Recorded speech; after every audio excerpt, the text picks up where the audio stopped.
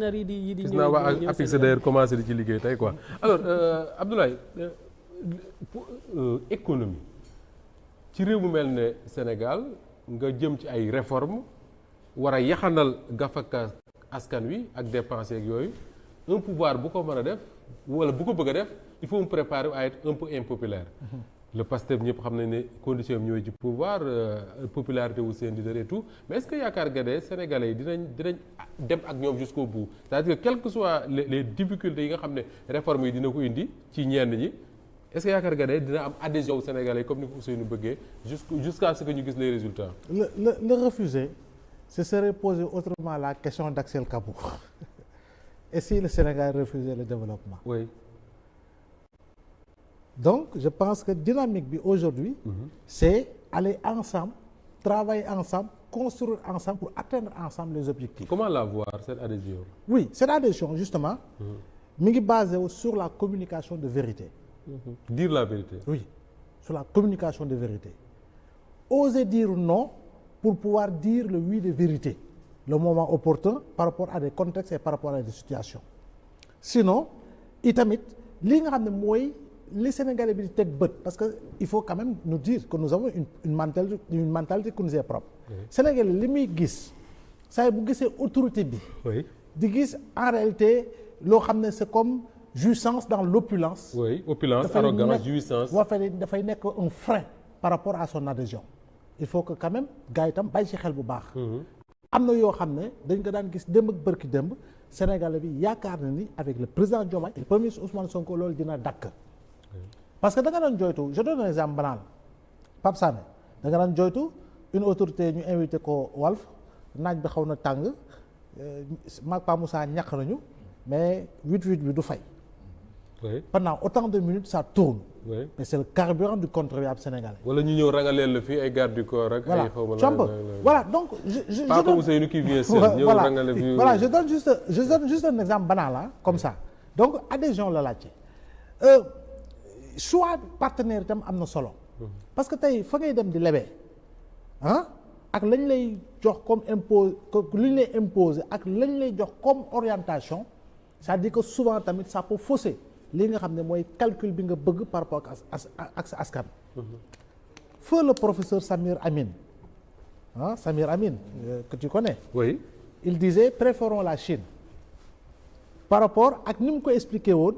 Si Chine nu mu la naan nu muy ñëwee ne la yow lan nga bëgg contrairement à d'autres pays le plus souvent occidentaux yi ak ñu lay orienté bien vrai que partenariat moom fépp nga koy dem wuti jee diversifié ndem si yàlla Ibrahima Sène saalam ñu toog yàlla na ko yàlla yërëm ñu doon waxtaan jamono ji dem club de Paris waaye dem club de Paris ñuy waxtaan si promesse de financement de la Chine à hauteur de 5 000 milliards ak li ñu war a dem wuti ji fële club de Paris ñu doon waxtaan mu ne ma tu sais man sama xalaatu bopp mooy on avait même plus besoin d'aller au club de Paris dès lors que la Chine nous a fait quelques promesses mais bu ñu boolee yëpp plus tard le Sénégal risque de revivre les années de braise te années de braise yi xam nga lan la ñu doon dund comme condition économique et véritablement situation financière donc je pense que fan woowu ni ko président Bassirou Diomaye waxee ñenn ñi dañu naan aveu d'échec ma ne non si sama gis-gis ce n'est pas un aveu d'échec, c'est un aveu de difficulté. C'est un aveu de difficulté parce que mënuloo wax aveu d'échec si ku defagul fukki weer ak ñaar.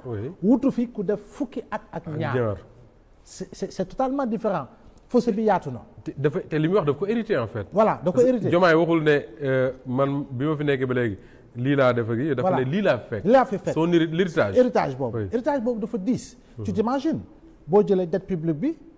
En termes de pourcentage, ça avoisine les 133% du produit intérieur brut. Nous là entre 2024 et 2029, le Sénégal doit payer à peu près 14 000 milliards. si wàllu bor. Donc difficulté boobu difficulté yoo xam ne diisaay goo xam ne il faut quand même que l'on puisse changer de paradigme. Et changement de paradigme boobu bu fekkee ni niñ ko expliquer ci référentiel Sénégal 2050 bi à travers les pôles régionaux. xëy na mën na nekk un début de solution pour créer l'attraction autour d'une attractivité économique boo xam ne la muy yóbbu ci ndaw yi ñu bari parce que ce sont nos bras économiques en fait donc je pense que foofu poñ bu ñu war a bàyyi xel la te war ñu see mën a liggéey lu bari Un pays qui dispose de pas moins de 39 ressources naturelles, Moustapha ne peut pas être pauvre et très endetté. mënta ne mais Abdoulaye bala may dem si Pa Amadou Gueye dafa am loo xam ne da nga ko lâché ci sa biir wax Ousseynou aussi wax na ko mooy ce besoin wala cette nécessité d'avoir l'adhésion des populations. ñi nekk ci bopp réew mi tey fi ñuy wut nguur gi kenn mënul wax ne ndaw yooyu ngay tudd. adhéré wu ñoo ci seen projet. tey ñoom ñoo ne ci nguur gi am ay responsabilités je parle pas du premier ministre et du président parce que ça c'est un autre niveau. mais ñi nga xam ne ñoom ñoo leen dénk. ñii ne ay ministres ñii nekk ay ci ay agence ñii nekk feneen ñii nekk feneen nga xam ne ñoom ak ndaw ñooñu ne ci réew mi ñoo doon nekk tout le temps. même bu ñu nekkul tout le temps doon leen gis di échanger ak ñoom à travers les réseaux sociaux à travers feneen ak feneen comment est-ce que je dirais pas Seydou mais un responsable de PASTEF bu nekkoon tout le temps en contact avec ces jeunes là tey mu yor ay responsabilités ñu ne ko il faut que ces jeunes là adhèrent ci li ñu bëgg a def comment est-ce qu'ils doivent se comporter ak ñoom. mais xam nga encore une fois boo yoree responsabilité xëy na lu bari li nga mënoon dootoo ko mën de moo tax may poser question voilà di nga occupé wu si sa wàllu liggéey lu bari. parce que dafa am lu ñu la sas. te askan wi moo la sas indirectement. à travers ki nga xam ne moom la ñu tabb pour mu nommer à toutes les fonctions civiles et militaires. mais je pense que comme si mu ci doon il faut toujours du mën a retourner à la base parce que la base elle n'est plus politique. parce que la base ça doit regrouper aujourd'hui tout le monde. c'est-à-dire que toute couche toute souche confondue quel que soit par ailleurs li nga xam ne moo di appartenance politique bi. et à travers cela. il faut que comme Ousseynou moom déjà il travaille sur les plateformes digitales et tout ça.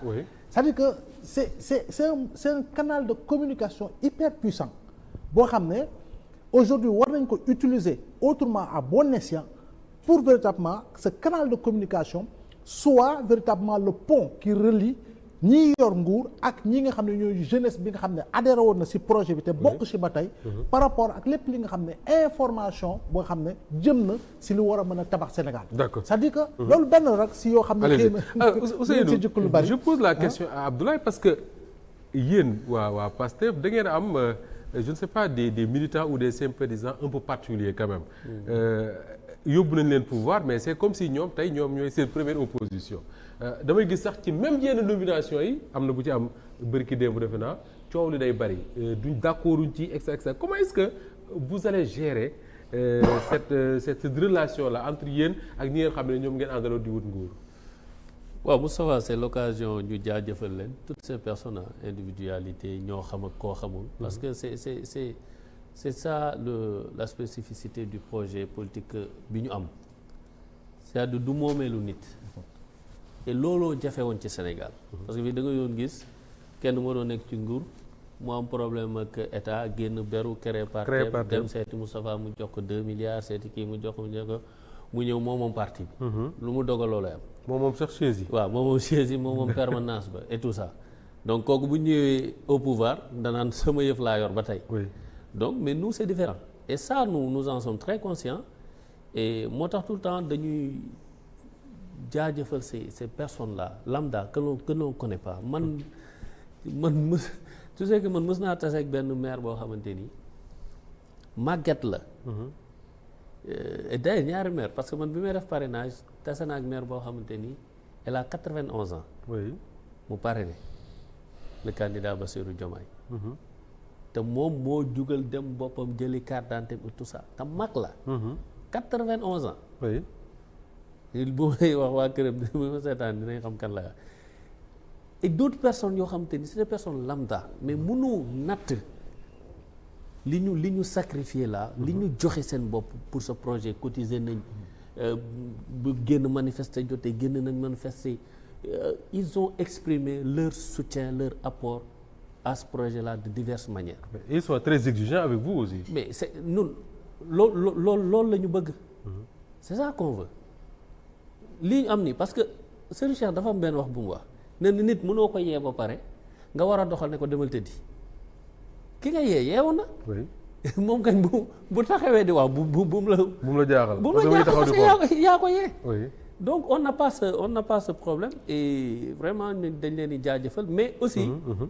ni ko premier ministre waxee dans tout acte qu'un régime pose autorité bu ñu posé ku ci nekk am nga ci ce droit d'appréciation. mais am na loo xamante ni itam dañ leen koy delloo ñoom ñi nga xam ne ñooy jiite ndax li ëpp solo li ñëpp war a sàmm mooy kenn warul am taxawaay boo xam te ni day néewal doole li nga xam ne mooy sa projet et man je suis conscient que ni ñi ñu ko dénk tey ñu koy doxal yaakaar naa ku demoon ba bëgg a joxe sa bakkan ci lii yaakaar naa du ci doxalin ak gestion pouvoir ngay wëlbati ko def loo xamante ni da koy même si njuumte yi du ci ñàkk quoi. parce que c'est humain.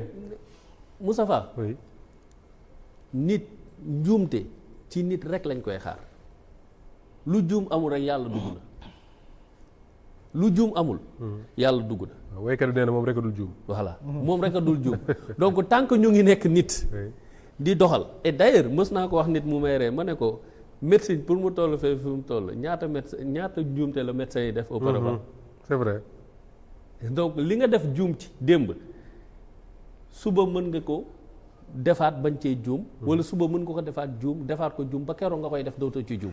est-ce que da nga ñu bëgg a wax Ousseynou que ne ñu ngi bëgg a guddal ci loolu te c'est juste une parenthèse bu Abdoulaye tijji est-ce que da nga ñu bëgg a wax que ne quelque part muy le président de la République muy le premier ministre ñoom ñaar ñëpp dinañuy dégg li nga xam ne moom la réaction yi yenn nomination yi par exemple di susciter et que dans les actes futurs qu'il pose dañ koy bàyyi xel.